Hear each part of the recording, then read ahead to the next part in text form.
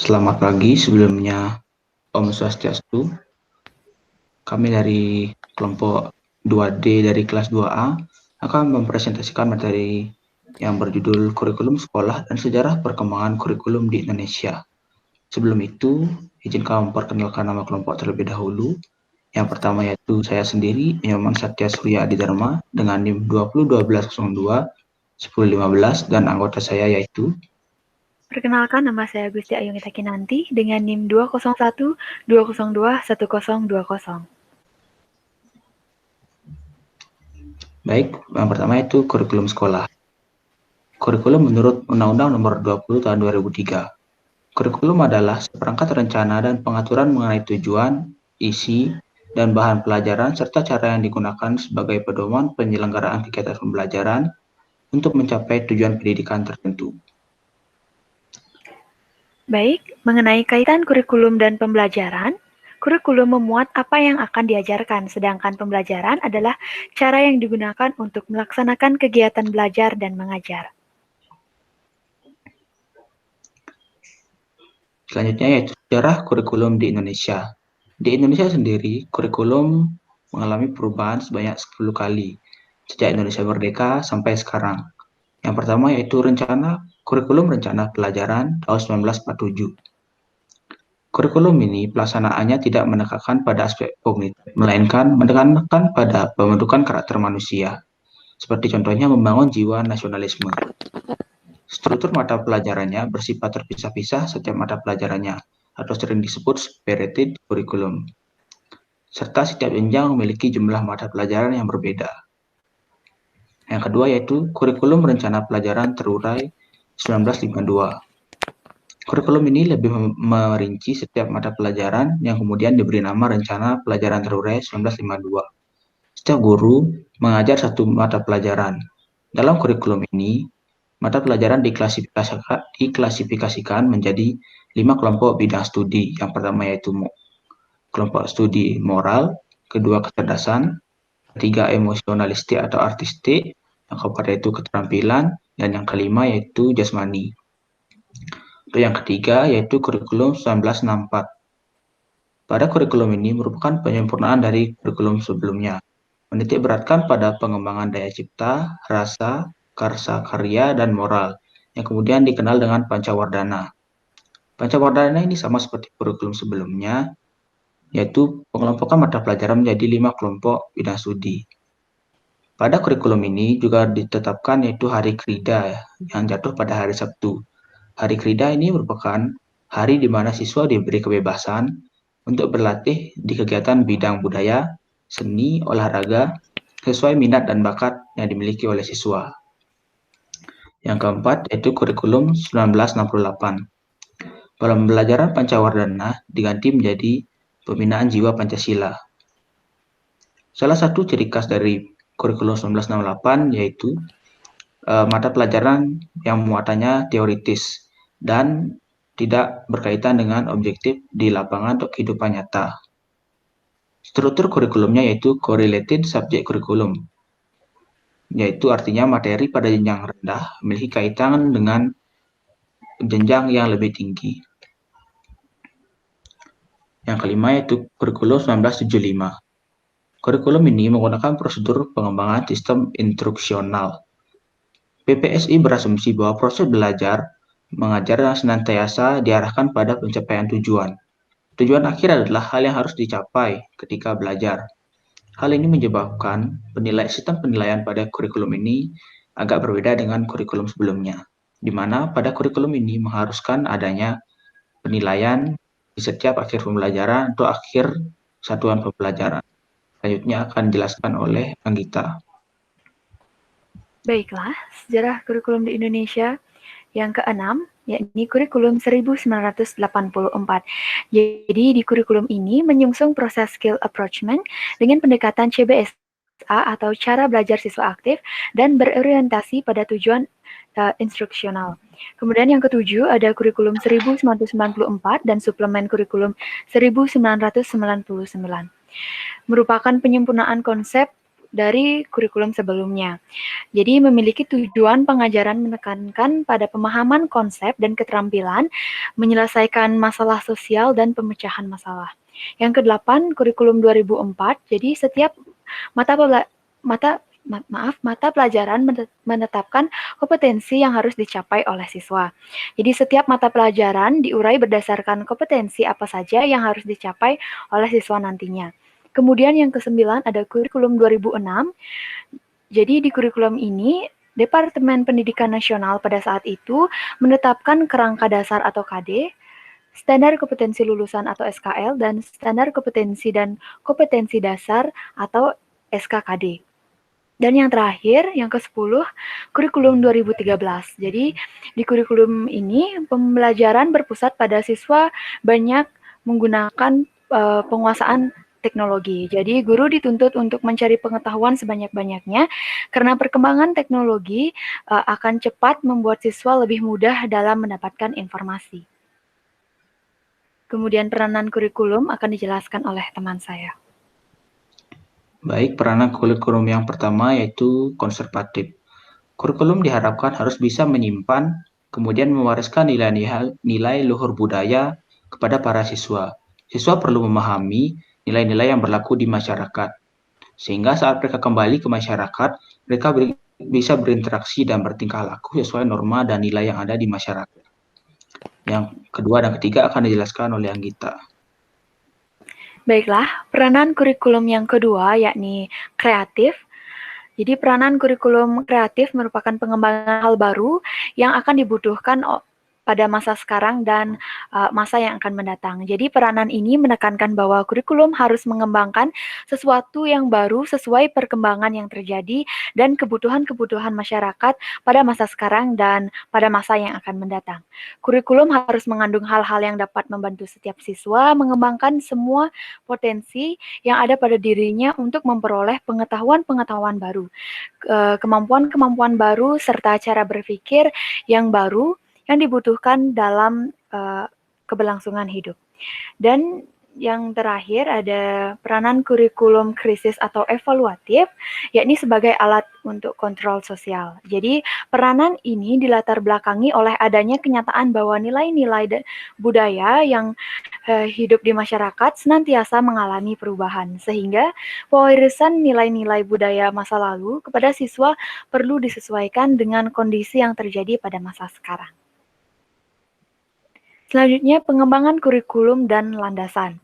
Jadi, pengembangan kurikulum didefinisikan sebagai usaha untuk menjadikan kurikulum agar lebih baik dari sebelumnya. Pengembangan kurikulum memiliki tujuan, yakni menjadikan kurikulum agar berkembang sesuai zaman, sesuai tuntutan kebutuhan masyarakat, dan sesuai dengan kodrat pembelajar. Kemudian, landasan pengembangan kurikulum akan dijelaskan oleh teman saya. Mengenai landasan pengembangan kurikulum, di sini ada 6 landasan pengembangan kurikulum. Yang pertama yaitu landasan filosofis. Landasan filosofis berkaitan dengan faktor utama dalam menetapkan arah pendidikan, seperti hakikat pendidikan, dan cara mencapai tujuan tersebut. Yang kedua yaitu landasan sosial budaya. Landasan sosial budaya dalam pengembangan kurikulum diarahkan untuk mendorong terwujudnya pelestarian dan pembaharuan nilai-nilai sosial budaya di masyarakat. Yang ketiga yaitu landasan psikologis. Kurikulum disusun dengan memperhatikan teori-teori belajar yang ada sesuai tingkat pengembangan psikologis belajar. Artinya pengembangan kurikulum mempertimbangkan pembelajar sebagai sasaran utama kegiatan pembelajaran agar tidak sampai mengganggu psikologis dari pembelajar itu sendiri. Yang keempat yaitu landasan historis. Pengembangan kurikulum harus disesuaikan dengan kebutuhan dan perkembangan zaman, serta untuk memenuhi tuntutan dari masyarakat. Yang kelima yaitu landasan budaya dan agama. Pengembangan kurikulum harus memperhatikan pandangan tentang realita budaya dan agama yang ada di dalam masyarakat. Realita budaya dan agama tersebut dapat dijadikan landasan pengembangan kurikulum. Yang keenam yaitu iptek dan seni. Pengembangan kurikulum merupakan usaha untuk menyiapkan pembelajar yang unggul menghadapi perubahan dunia yang semakin maju dan pesat dalam berbagai sektor kehidupan. Next. Selanjutnya yakni mengenai kurikulum bertaraf internasional. Jadi sekolah bertaraf internasional merupakan sekolah yang sudah memenuhi seluruh standar nasional pendidikan. Kemudian ditambahkan standar pendidikan negara maju dan negara yang tergabung di OECD, yakni Organization for Economic Development. Jadi kurikulum Cambridge Assessment International Education diterapkan oleh Global Prestasi School yang ada di Depok. Selanjutnya mengenai kurikulum SBI merupakan kurikulum operasional yang dibuat oleh satuan pendidikan di mana mengacu pada SKL dan KD, kemudian ditambahkan kurikulum negara maju dan negara yang tergabung di OECD. Dalam penambahan ini dapat dengan cara adopsi maupun adaptasi. Contoh kurikulum internasional yang berlaku di Indonesia yaitu kurikulum Cambridge. Selanjutnya, kami di sini akan membahas mengenai sekolah impian. Di sini nama sekolah yang kami gunakan yaitu SMA Harapan Bangsa, yang punya visi yaitu terwujudnya sekolah sebagai pusat pendidikan yang unggul dalam mutu, syarat akan prestasi, sehat, terampil, berbasis IT, berkarakter, dan berpijak pada budaya bangsa, peduli terhadap lingkungan, serta beriman dan bertakwa kepada Tuhan Yang Maha Esa. Misi dari SMA Harapan Bangsa yaitu yang pertama mengembangkan sikap dan perilaku religius. Yang kedua yaitu menumbuhkan motivasi belajar sepanjang hidup, long life education bagi warga sekolah. Meningkatkan mutu dengan memanfaatkan kemajuan teknologi. Yang keempat, melaksanakan sistem pendidikan yang fleksibel, efektif, dan inovatif. Yang kelima yaitu mewujudkan penguasaan bahasa asing, bahasa Inggris, bahasa Jepang, dan bahasa Mandarin. Selanjutnya mengenai organisasi kurikulum.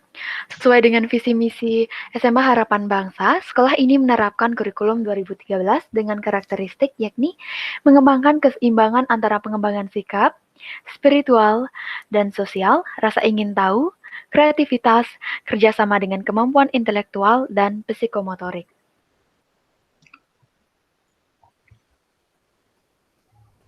Selanjutnya, sesuai dengan kurikulum 2013, maka model pembelajaran yang kami terapkan di SMA Harapan Bangsa yaitu problem based learning, project based learning, dan discovery or inquiry learning. Yang pertama yaitu problem based learning merupakan pemberian masalah kepada siswa untuk mengasah keterampilan dalam mengatasi masalah dan melatih berpikir kritis.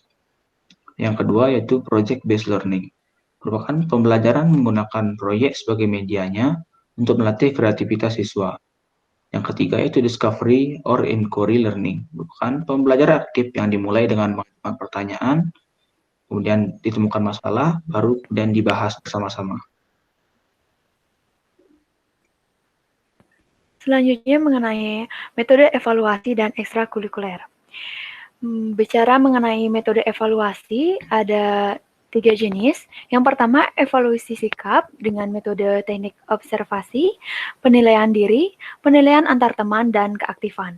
Kemudian evaluasi keterampilan dengan penilaian kinerja, penilaian proyek, serta penilaian portofolio. Dan yang terakhir ada evaluasi pengetahuan melalui tes tulis, tes lisan, dan penugasan. Selanjutnya mengenai ekstrakurikuler. Jadi di kurikulum 2013, kegiatan ekstrakurikuler diposisikan sebagai perangkat operasional suplemen komplement kurikulum yang perlu disusun dan dituangkan dalam rencana kerja tahunan atau kalender pendidikan satuan pendidikan. Jadi ekstrakurikuler ada 2, wajib dan pilihan. Di ekstrakurikuler wajib ada pramuka dan di pilihan ada ekstrakurikuler non-akademik seperti futsal, volley, dan lain sebagainya. Ada ekstrakurikuler akademik, misalnya biologi, sejarah, dan TIK. Ekstrakurikuler klub, misalnya klub membaca, klub film, paduan suara, dan puisi. Kemudian ada UKS dan Palang Merah Remaja atau PMR. Mengenai materi pembelajaran yang diterapkan oleh SMA Harapan Bangsa yaitu untuk program studi IPA, mata pelajaran peminatannya yaitu matematika, biologi, fisika, dan kimia. Untuk program studi PS, mata pelajaran peminatannya yaitu geografi, sejarah, sosiologi, dan juga ekonomi. Kemudian di bidang bahasa, materi pembelajarannya yakni Bahasa dan Sastra Indonesia, bahasa asing seperti bahasa Jepang, Mandarin, Korea, Prancis, dan yang ketiga ada antropologi. Kemudian materi pembelajaran wajib, ada agama, sejarah umum, seni budaya, pendidikan kewarganegaraan, dan bahasa Inggris.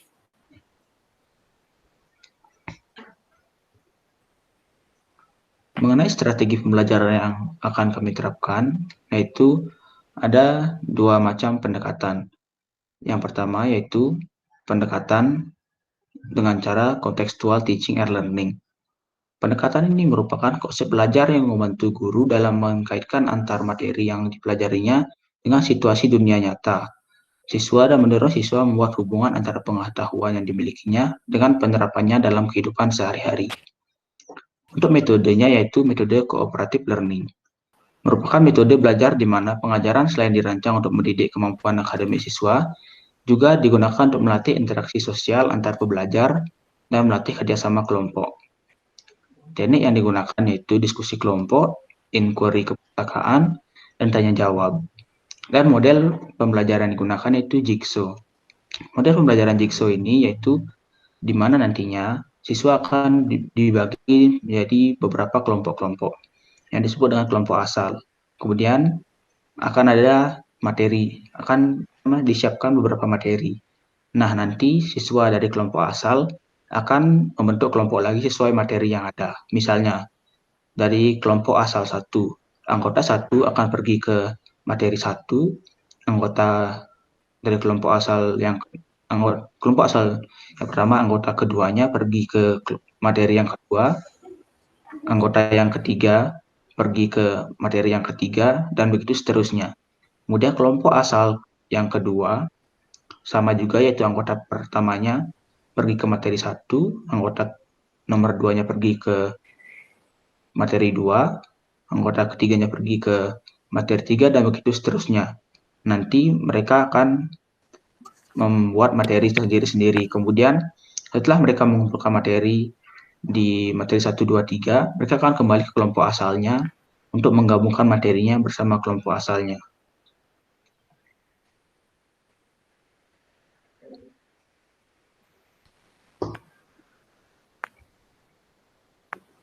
Baiklah, selanjutnya yakni pendekatan yang kedua mengenai pendekatan pakem, yakni pembelajaran aktif, kreatif, efektif, dan menyenangkan.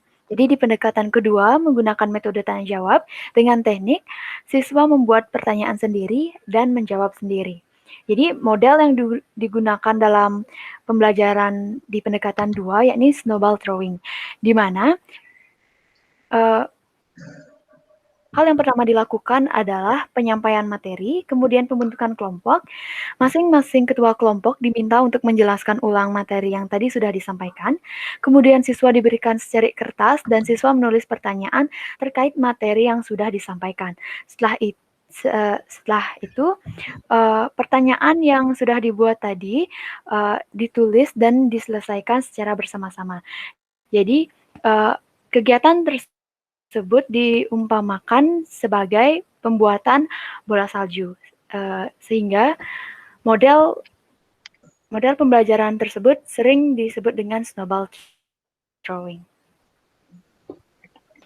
Baik, jadi sekian presentasi dari kelompok kami. Akhir kata kami tutup dengan Paramasanti. Om Santi, Santi, Santi. Om.